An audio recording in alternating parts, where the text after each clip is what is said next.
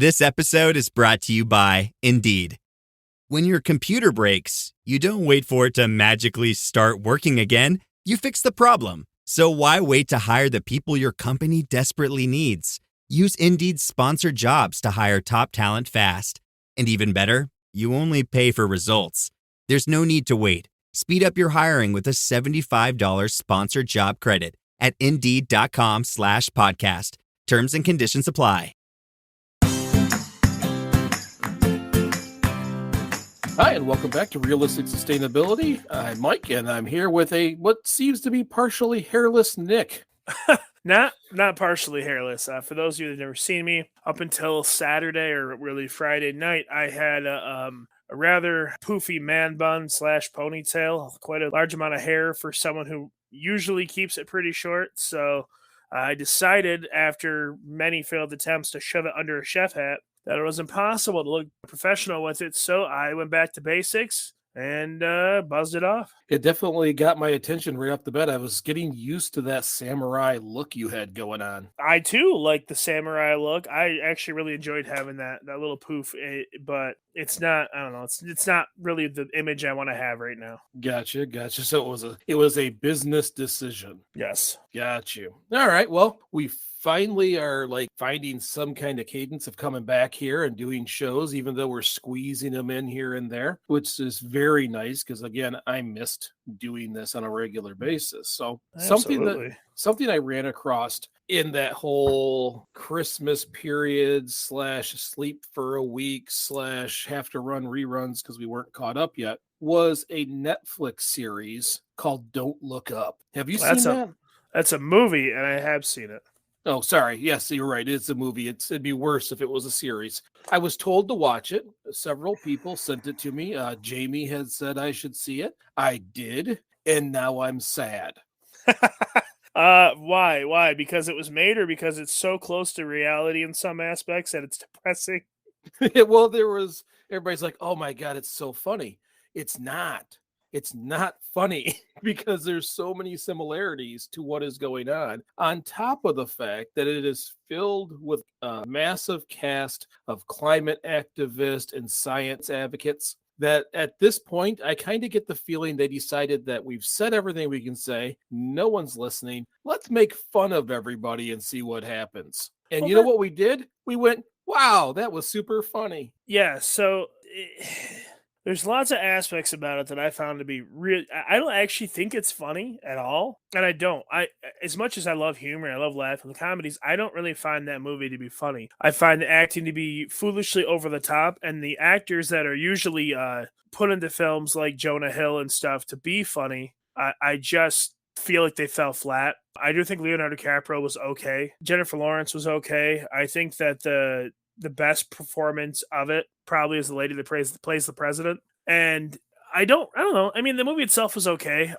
One thing I did find kind of clever is that the roles in the film, not like the main 3 or 4 characters, not the climate people, but they're not even climate people. They're the comet people, the astronomers, and the rest of it, like the whole political part of it. If you watch the movie more than once, the first time you watch it, it's just a movie. The second time when you break it down, the roles are switched mid-film. So when you watch it, it's a blatant, I don't want to say a representation of like what we would deem as the right and left. Mid-film, they switch those roles. And in both scenarios, regardless of how you align, both representations are so outlandish and so far-fetched that it's meant to be done in satire. But I do feel like it did a good job of demonstrating the polarization that in a country we actually really do have here. And then, yeah, I don't know. There's lots of things, but I didn't like. I'm actually glad it was made. It's sad. It's depressing, but some parts of it are just eerily true. Well, first things first, I know that this, some of the actors and actresses are a little obscure. That person, that lady who plays the president is Meryl Streep. Yeah. I couldn't remember her name. No, it was one of those things that I saw, and when I got done watching it, I felt worse. And it wasn't because the movie was terrible. It wasn't because I didn't like the acting. It was because the message it's hard when you look out the window and see the same thing happening as as the show itself, on top of the fact that I have people in my life who match or at least align with some of those characters who thought blindly it was just a funny show. It never hit them that the role that they find so funny is the one that they play in life. Well, good culture, good pop culture, good entertainment usually are things that resonate either with you or with you regarding people that you know. You know, the greatest stand-up comedy is the comedy that you know is true. When they tiptoe around those taboo subjects, so they just step right through that door of things that it's kind of like a hush hush topic. That's when comedy gets good. That's when comedy gets funny. In this scenario, I don't find it to be funny, but they did the same thing. They put a lot of things out that like you can scream to your blue in the face about something really dangerous and it's really going to happen, but if they don't want to go with it, then they don't go with it, and then the rest of the world is just, you know, blissfully ignorant. In that movie, all the people that try to do the right thing end up dying gracefully while they eat dinner, while the people that were blatantly ignoring it and had their own best interest at heart instead of the fate of the mankind are on a giant rocket ship flying off into space. Well, they'll probably die in 10 minutes, you know, after they run out of fuel and food. So it was I don't know. Like you said, I didn't prepare to have this conversation about this movie. I have thoughts all over the place. No, that's fine. It's one of those things I wanted to talk about briefly before we started the show, before it got too far away from when it was released. I would have liked to have talked about it when it first came out, but it was just one of those things that it rubbed me the wrong way and it bothered me as a person who's an advocate for science, as a person who discusses climate on a regular basis. It was unnerving because I've had some of those conversations where nothing is understood other than money. And you know this because we do shows, or we talk about the financial side of things so that it helps people understand what we're talking about, because that's where people care about. And the fact that someone was like, hey, well, what is the use of trillions of dollars if you're dead? And the character's like, ooh, I'm gonna be rich, it's totally terrible, and like laughs it off. That happens everywhere. That happens in every climate conversation, in most new technologies. And this is where I can transfer and actually transition into the show. It happens a lot, even with self-driving. And that's what we're going to talk about today is self-driving cars and is it sustainable? So a lot of discussion is going around with self-driving vehicles.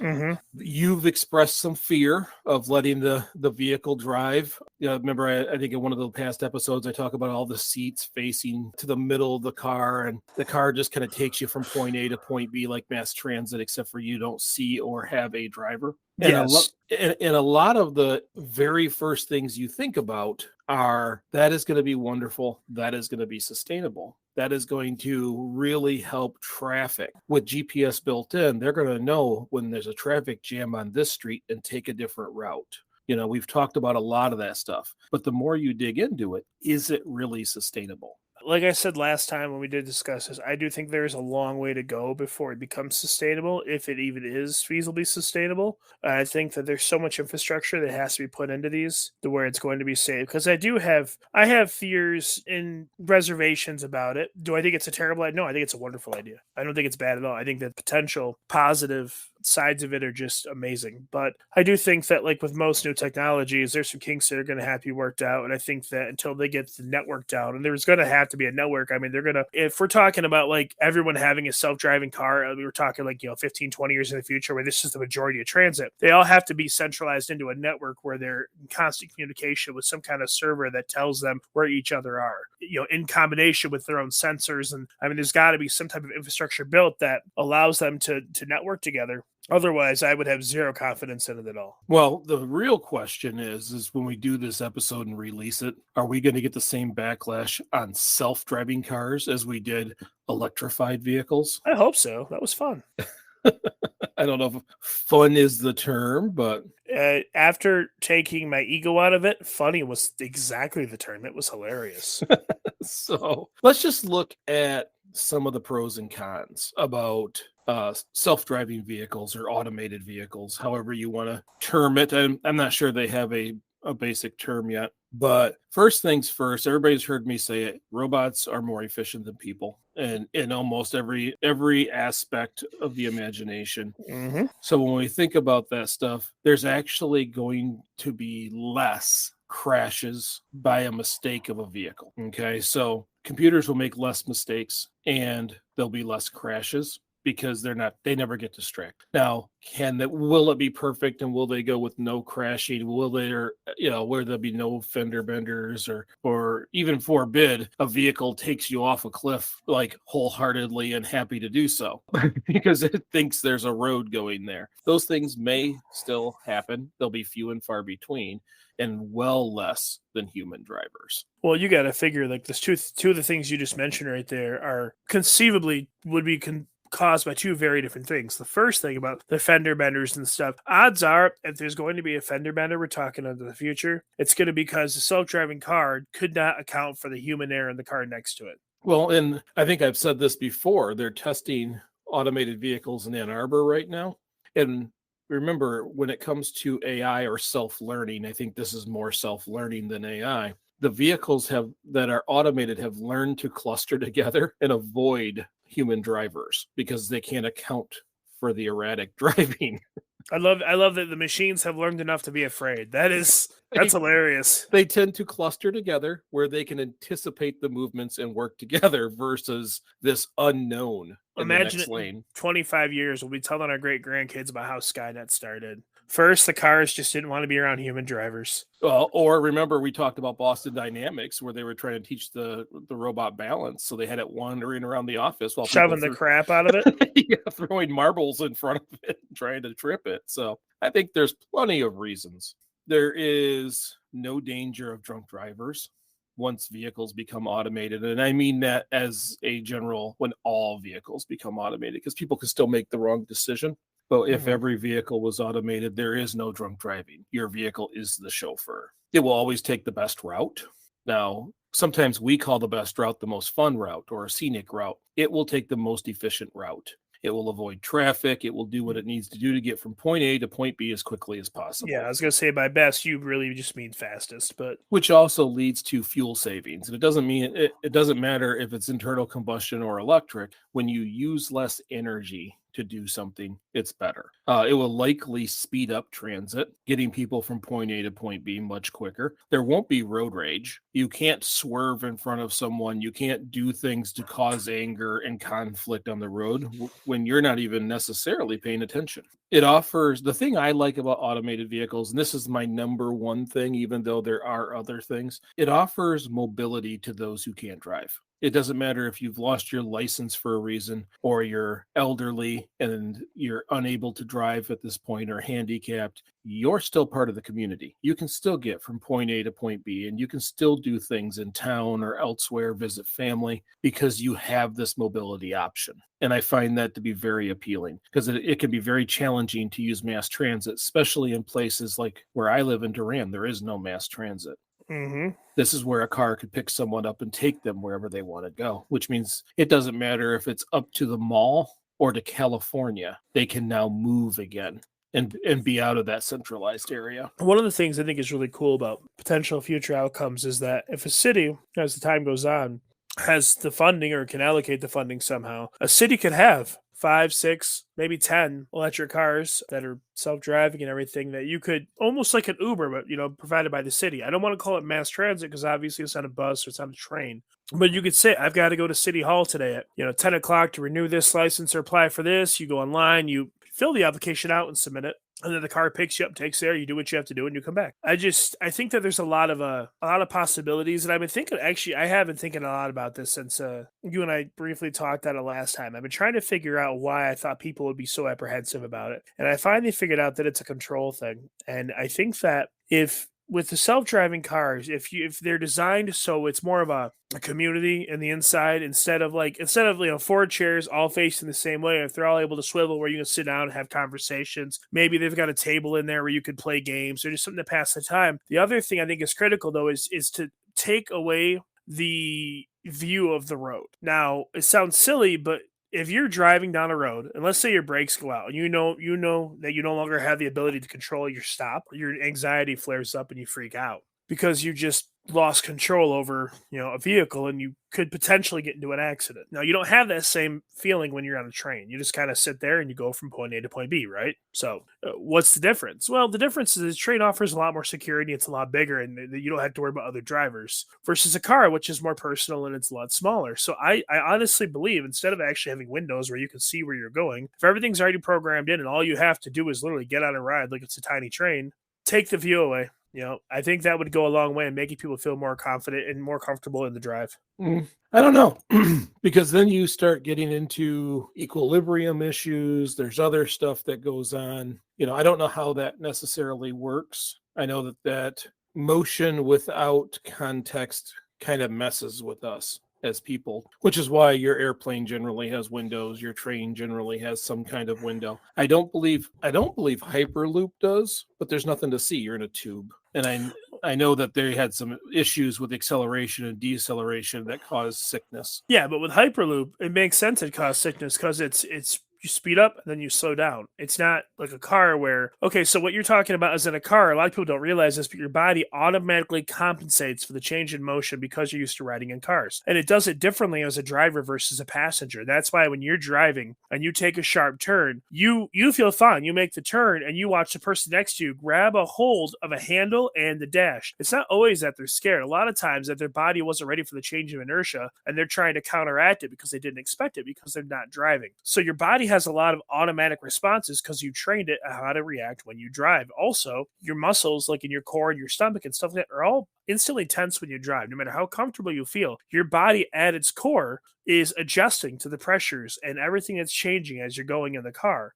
And you're right, without seeing the road, without having that visual aid, it'd be real hard for your body to adjust. So maybe, I don't know, maybe make it into like one of those totally immersive movies and put a TV show on, like watch Indiana Jones while you drive. Something that counteract it. But I just think that it would help the ego in people because it's a control thing. Yeah, and and when I talk about like car sickness and stuff, I know that it's not the velocity. It's the change in velocity that you have. And without reference, it tends to be worse. Absolutely. So it's not that it doesn't matter if you're doing 9 miles an hour or 300 miles per hour. If you're at a constant rate, relativity has you at neutral. You're just normal. It's that acceleration and deceleration that our body struggles with. Now, one of the things about self-driving cars is that insurance rates would drop dramatically. Because you're reducing crashes, you're reducing decisions, you're reducing distractions. They cluster together apparently, but you will start to see this cost drop in insurance. What I'd like to see is a total reformat of the way insurance is done. Think about this, if you are buying a self-driving car, now you didn't program the car. The only insight you have into that car is you tell it where you want it to go and it gets you there. You know what I mean? Mm-hmm. So really, I truly believe that they should change the law to where the car manufacturer or the software engineer, whoever is responsible for the navigation system in that car, the mechanics to get you, should be responsible for the insurance. And the insurance premium, instead of being $150 or something a month, should be a small subscription service that you pay every month as part of having the car. I don't think that like OnStar. I don't think that you should be paying ridiculous amounts of insurance when you take all of the liability out of the car, because human error is the reason for it. Well, I don't know the statistic, but the majority of crashes are because people are stupid and don't pay attention. Well, if you take all that out and the bugs are worked out where you have this whole system of cars are networking together and they're moving like ants in a colony, they just know where everyone's at and there's no problems, then why should we be paying insurance? Well, keep in mind that the insurance isn't yes, they charge for the level of risk or the assumed risk, but it's just for property damage. Yeah, I know. But so this is a replacement of your vehicle. No matter what happens, insurance is based on the individual and their property. And that makes sense when the individual is driving their own vehicle. That's what I'm trying to say. Like, you don't have any say. If that car gets into an accident, you have to pay for it, or your insurance has to pay for it because you were riding in it, but you had nothing to do with it. You're becoming a passenger in a different vehicle. Honestly, when you look at it like that, if the driver of the car is what caused the accident, the company, why should you be liable? Why should you pay for any of that? Why should you pay for the insurance for that? Well, and as long as they're considered liable. Well, Because I mean, I think there's accidents that can happen beyond the software criteria. For example, right now, Teslas, it tells you must pay attention, and that is their default, so that they're not held accountable for the autopilot. But they had a problem with autopilot where it would lock into the vehicle in front, kind of like the automated cruise systems that they have now. But if that vehicle left the lane and there was a car parked in front of it, how sometimes someone will move and then you have something in front of you, the car at the time wouldn't compensate. But they get around the legalities and the laws by saying it's your job to be aware. So it really depends on how it all folds out in the future. I understand that, but like maybe I'm just making a mistake of like a poor assumption here. But when we talk about like self-driving cars and the future of them, I envision a car that doesn't have a steering wheel. That the driver or the rider, if you will, has no real way to take control over anything. I mean, it sounds outlandish, but if we're talking about something that's primarily AI, then it shouldn't exist. Well, and I don't believe. I want to clarify this: for the term AI will scare the pants off people. That means machines are making their own decisions. Oh, like the algorithms on Google that show you what you just bought? Those are self-learning. Those are not AI. AI makes a decision based on the large amount of information it has to its own advantage, usually. This is machine learning, which is it learns as it goes, gets better at its job, but it's still locked into its job, just like a robot or computer is. So I want to say that because I made that mistake in an earlier episode where I called things AI when it really was machine learning.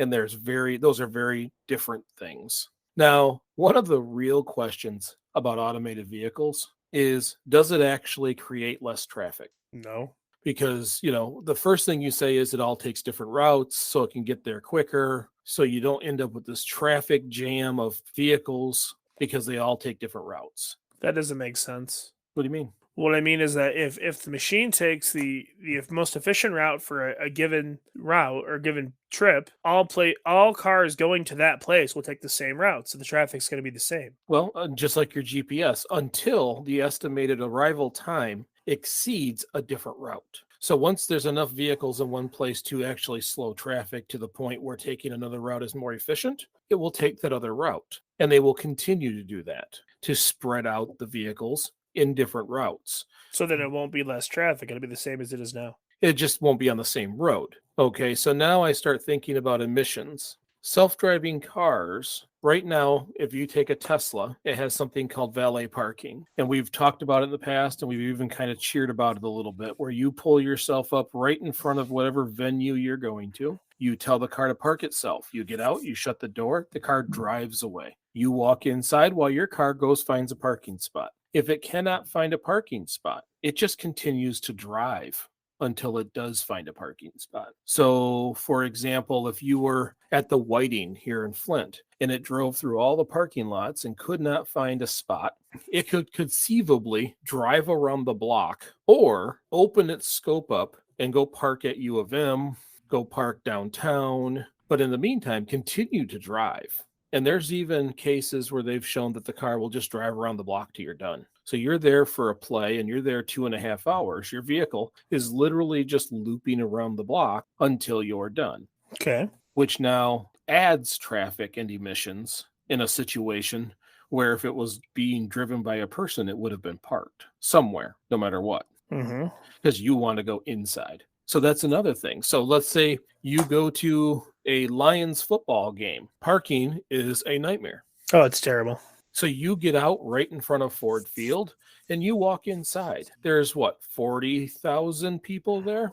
If all the cars are automated, do they continuously look for places to park? Because you and I will pay the $10 to go, or 20 or 30 or whatever it happens to be, to go park in someone's yard. The car won't even consider it. It has to find a actual parking spot. Yeah, well, I assume it has to do with it only has what it is programmed to choose from. So right, it's going to get on like a central database or on Google or whatever it uses, and it's going to look at parking structures or parking lots. And if like they require payment or something, I would assume it would say right on there, it requires, you can't go there, blah, blah, blah, blah, blah. But, Well, and I think that these little pods will be less costly, which means more people will have their own pod and they'll just be constantly moving.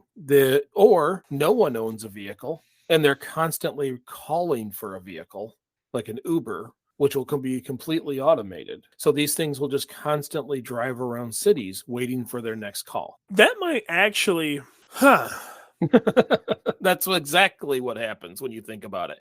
Does it become worse because they're all in motion and there's more out there? Well, I don't think it becomes worse. I think that the emissions for a bunch of when you say self-driving, I assume they're all electric. I can't imagine why they'd be internal combustion. I don't think that really changes. I think that majority of them will be the same. But the one thing you brought up an interesting point. What if cities were redesigned where all the parking, all of it, all the parking structures are on the outskirts of the city? People go there, they park their car, and then everything in the city becomes mass transit. They just have to. They can schedule their appointments, they can schedule their times, but you lose the ability to actually drive cars in the city. That'd be crazy. It's not crazy. When I was in Italy, we went to a neighboring city, and then the name is I believe it was Turin, Okay. where at a certain time, and I think it was like 11 or 12, these pillars came up in the center of the roads, Mm-hmm. and vehicles were no longer allowed in the city until after 6 o'clock. So people would park outside the city, take their bike out of their car, and ride their bike in to go to work, knowing that if they drove their car in, they couldn't get back out. And downtown was very busy, bustling, lots of people walking, but no cars. So it's not crazy. It's already being done in some cases. Well, so what popped in my head when you were talking about like parking structures, and you said the word pod, and I don't know why this image popped in my head, but I was like, well, imagine a rotating parking structure like a Ferris wheel, like something that functional like a Ferris wheel does, but it's for cars. You go in, you say, you put in like the card or the thing that registers your vehicle. Your level comes down, your car drives itself off, so you get in and you leave. Which is an outlandish idea, and I think it'd be a cooler drawing than it would be something in real life. But I just don't see a reason to have cars in cities, anyways. I mean, unless the city's ridiculously huge, but most big ones, are fairly walkable. Right. And that's where I start thinking, okay, maybe automated or self-driving vehicles should just be mass transit. Because what's going to happen with these little pods or cars is we're going to give them their own lane because people are going to think that they're the dangerous thing. So they'll give them their own lane. They will always function in that lane, and everybody who's driving their own stuff will be in the other lane, giving the false sense of safety, even though we're the ones causing the danger. Mm-hmm. It might be that over time, they kind of price us out of cars. And you can pay more to call a vehicle to you specifically, but then they just ramp up the automation to mass transit in cities. That's where I start to see where automation becomes much more valuable, because the more people in one trip, the better it is. Oh, of course. That's where I start to see that. But there's other issues that come along with self-driving. First of all, unemployment. We've recently had discussions about what happens to the worker when we don't need you anymore to work. And this is one of them. From truck drivers to the gig economy for like Uber and Lyft, delivery, all of these things that we have on the roads, the box trucks, all that stuff, most of it those jobs can be eliminated through automation. Now, you still got to get the box out of the back of a UPS truck from point A to point B. I believe they'll just kind of have a spot on the side of the road where they set it out. You'll have like a lock box or something where your trash cans usually go. And that's where the package gets put in, it gets shut and locked. But those are just concepts or ideas. But a lot of these, especially truck drivers, there are hundreds of thousands of truck drivers who are going to be out of jobs. These vehicles can move from place to place. They are currently doing it now. Tesla uses theirs when they move from one plant to another. They use the automated vehicles. They box it in, obviously, with drivers, and there's a driver in the seat, but the vehicle itself is doing what it's supposed to do. It goes from dock to dock independently. And then, so you got to worry about that. And I don't mean just cars, fork trucks, anything that is in movement, heavy machinery, construction, large-scale construction. That equipment, someone in an office can tell it what to do and it can go do it. Farming. Farming is already becoming a GPS-driven job. Between drones and automated tractors, they don't need people. Well, you're right, they don't. I'm glad you said farming. Farming is one of those industries where it's a lot of work, it's a lot of long work, it's a lot of hard work for a small yield, and it uses a lot of expensive equipment. And that's why that, like, to be fair, most farm equipment, like brand new farm equipment, is way, way more expensive than the average person realizes. That's why you see farms that have tractors that have been in the family for 3 generations, because they can't afford a new one. Because they bought that one in 1943 and it still works, and they can't afford a brand new John Deere that's $150,000 or more. Right. And so when you look at the premise of automating the stuff, if they can do that efficiently and they can handle the investment, that clears up any having to pay manpower for Lord knows how many years. I assume with as technology goes on, things will get a little smoother, and when they'll get the software updates and downloads every so often that keep things running the way they're supposed to. But like mass transit, I don't really think will change a whole lot in terms of the cost. But like it's also already not that expensive. To build a bus, it's not that expensive. It's not that expensive to build a semi or to build a train per se. So all they're really doing is automating the front of it. Instead of a person, you have a computer. I can't imagine the cost is going to go up that much. I mean, it might. I would love to see. I would love to see the numbers on that. But and there's other cons that we have to look at. First of all, this has already been a discussion, and I'm sure there'll be a fight about it, but it's the morality of the software. How do you program a vehicle who is heading towards a cliff, but if it veers away from the cliff, it mows over 3 other people? Like, how do you tell and teach the software what to do in those situations? There's a morality piece that as we get going is going to come out more and more and more, because as well as I do, you could have 10,000 safe trips, but if one trip has a morality crash where the vehicle made the decision, it's going to be everywhere. It's going to be on the news. It's going to be on everything you can find.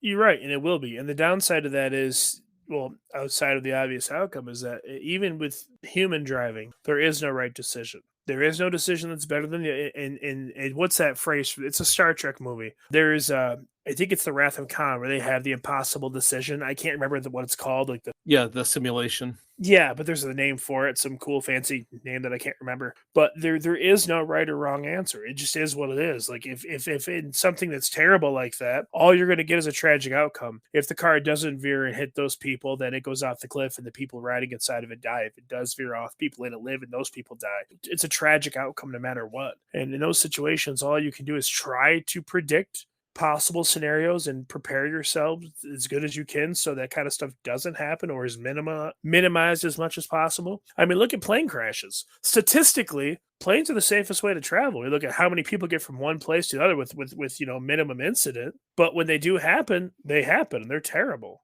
And I'm sure that at some point in history, when the first plane went down with a bunch of people, there was probably like a big movement to not have planes, I would assume. Right. And by the way, your training exercise in Star Trek, I looked it up. It's the Kabashi Maru. Maru. I knew it was something Maru. So yeah, there's going to be that discussion as that happens. And you're right. If a person does it, there's less discussion. But if the person inside had no choice in the matter, it becomes this massive issue that we're going to see over and over again until it finally gets resolved. Another thing is fears of hacking. So there's always going to be someone who's fearing that the car will be hacked and something bad will happen, or they'll blame a hack or whatever. That's too much TV. Like, could you imagine how much work you'd have to do to hack the coding to take over someone's car? Like, I'm going to make them miss their Starbucks. Like, really? People are ridiculous. There is another thing. Vehicles would have to function differently in different regions. Of course. How would a self-driving vehicle deal with our snow that we're getting today? In case anybody's wondering, we got a rather large snowstorm where we live, and we've got piles and piles of snow all over the roads right now. Here in Durand, the center of the road is a big pile of snow. Like, I can't even see the other side very well. So how would the car, if there is no way to take control of it yourself, manage the ice, the snow? I believe it just goes very slow, but and gets stuck occasionally. I think if the car is smart, it would tell you that it doesn't want to go anywhere and you're stuck at home. But That's a good question. I think that would involve a lot more engineering, a lot more sensors. They'd probably have to have like moisture sensors and texture sensors in the tires. The tires, that's another thing. The tires of the vehicle, we're talking like and like AI, self-driving, machine learning, whatever you want to wrap this up in, are going to have to be completely changed to handle different terrains. Like right now, we're spoiled. We jump in a car and we drive it anywhere, no matter what. Like, okay, it's snow, we go slower. We know how to accommodate. We tried to accommodate bad weather, but when it comes to a vehicle, everything that we have, like you as a human, when you get in your truck, whether you realize or not, becomes an extension of your body. When you hit something hard in the road, you feel it in your feet. When the wind's blowing real hard, you feel it in your hands because the steering wheel moves. Like that all has to be accounted for. So if the weather's really bad, like right now, I get in my van. If my tire spins, my traction control like goes off because it doesn't have traction. Well, like imagine that times the power of 10. Like it's got to account for everything now. It's got to have wind sensors. It's got to have velocity sensors. It's got to have the ability to realize that, like, okay, it's not just no traction. It's on a solid sheet of ice. That's a big difference in no traction. You can't even stop. And I don't think that's really that much different than what we have now. We've got radar, we got LiDAR, we've got temperature sensors. When you get in your vehicle and start it, very often it says ice possible. Yeah, it's reading different pieces of information. You're right, but it's reading it and feeding it back to you, and you're the one making the decisions and controlling it. I'm talking about essentially, like, it has to have a brain. It's going to have inputs of all these things and drive accordingly. Absolutely. And that's where the problem comes in. And then I think one of the other things that's always a big deal is NIMBY. Just like we talked about wind turbines, not in my backyard. How many people will throw a fit or get upset or avoid areas because there's self-driving cars in that area? If this highway has self-driving, I'll take the back roads the whole way. I'll stay in a line at Walmart for 6 hours before I scan myself out. They're essentially talking about racism, but with machines. It's amazing. Segregated driving lanes. This is the interstate for humans. This is the interstate for self-driving cars. Why is the self-driving car one in such better shape? Well, they don't cause as many accidents. Oh. I mean, so these are all things that are going to happen, pros and cons wise. And let's be honest, this is new. This whole thing, it isn't new technology, but it's going to be new to us when it's on the road. It's going to be something that we're all just kind of discovering what we should be thinking about right now, because these things are not commonly on the road where we see them. Yes, they are commonly on the road. We just don't know that because they put a person in the driver's seat. Well, I half agree with you, and I half completely disagree with you. They are common on the road in certain areas. Now, in your area, my area, they're not. Where you work, maybe down in those more populated areas, yeah, sure, it's very conceivable. But if you're going to tell me that I see self-driving cars every day in Montrose, you're blowing smoke. No, you barely see cars every day in Montrose. Okay, trucks, is that better? Tractors, lawnmowers. My point is you're gonna see them more. You are going to see them more. That I agree with. We're going to see them more. What I'm saying is that it's going to be a heck of a learning curve for a large portion of the population. And I'm sure the people that are growing up into this, the younger generations, the kids, they're going to grow up with it being second nature, and they're going to be perfectly comfortable with it. And their granddad's going to be like, I don't trust it. Yeah, that doesn't matter what it is. They say the same thing about the microwave. Okay, listen, you shouldn't say that. You know what a microwave can do. We made plasma in a microwave, yes. I got bored one day and Googled, and there is a guy that he got taken off of YouTube, but he took 3 microwaves apart and made a magnetron gun, and he walked around with a battery pack blowing up like watermelons and stuff. Like, because it's amazing technology that we use to heat up food. It's awesome. Yes, we do. The things that we're going to have to think about is that whole parking problem, that driving around. How do you get mass transit to not go away when everybody can have a tiny little pod or access to privacy in a small pod? Because that's the difference. Most people want their own vehicle, want their own privacy. They don't want to ride a bus with 40 other people or more. Well, yeah, there's something to be said about that. So it's really kind of a privacy thing, and speed, because you're stopping for others and that kind of stuff. But how do we fix some of that? So that's what this episode is, a discovery episode where we start digging into those things, because you and I will get to do these shows through the process of it happening, and we'll be able to make changes in our conversation based on the realities. as they come through. Mm-hmm. And that I do like.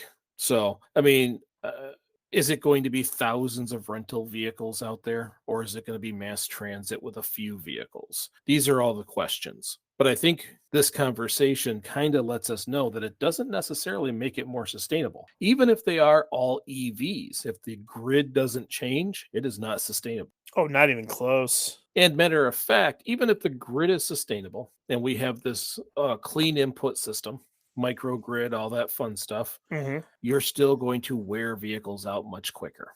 You're going to go through materials, you're going to have issues still. So this whole concept is going to have to be looked at on a regular basis to solve these problems, or self-driving will not become sustainable. I agree with that. I also think that they may have to look at the way they're designed in the sense that you may have to actually, on a major scale, design these cars a little more sturdy and like a little hardier for states like Michigan, like New York, where they have a lot of snow. They have a lot more moisture on a regular basis of different kinds. Salt's a huge thing. That's the last thing you want corroding the inside of your vehicle. I think that there's so many aspects of this they have to be looked at. Well, and you still got to get past the person who says, I don't like the way they look, because if you're having these things, they're going to be pretty nondescript.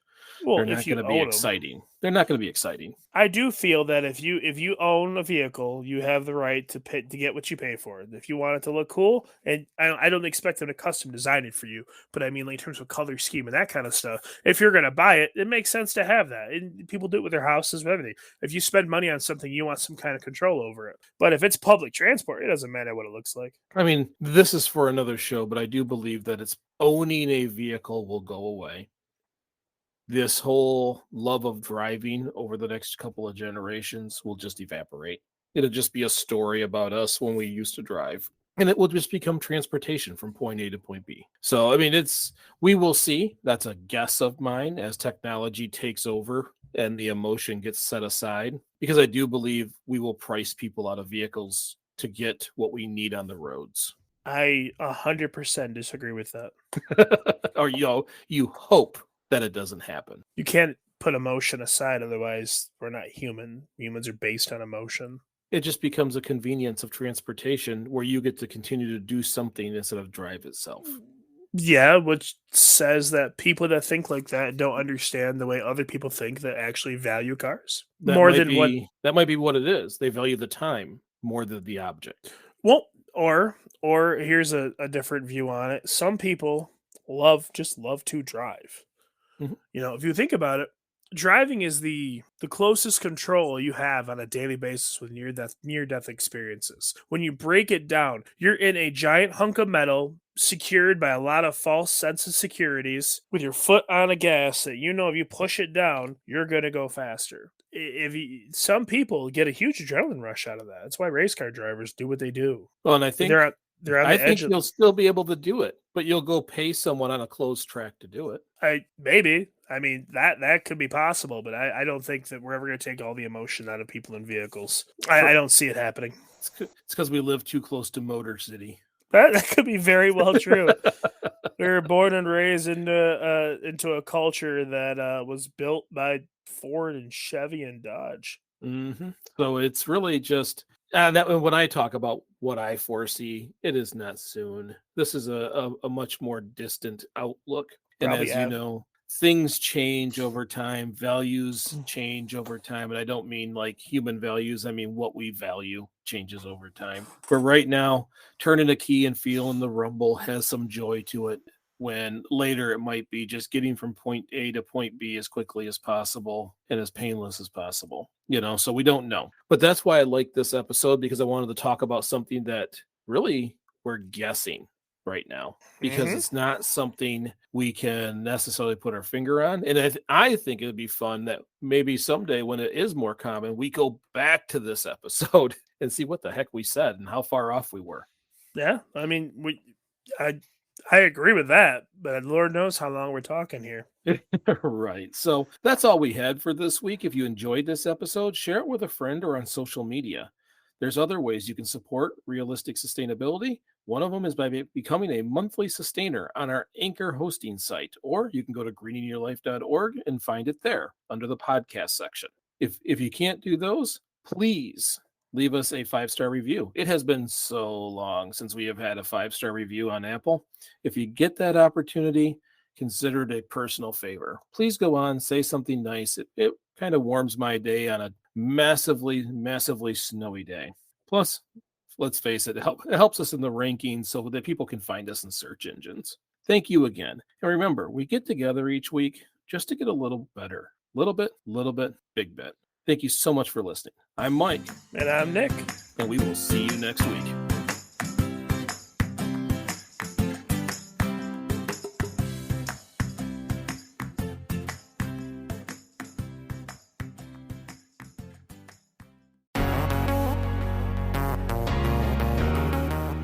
Feeling overwhelmed by climate change?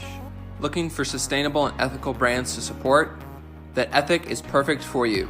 Ethic is a simple browser extension that helps you find sustainable and ethical brands online. Learn more at ethyk.org, ethyk.org.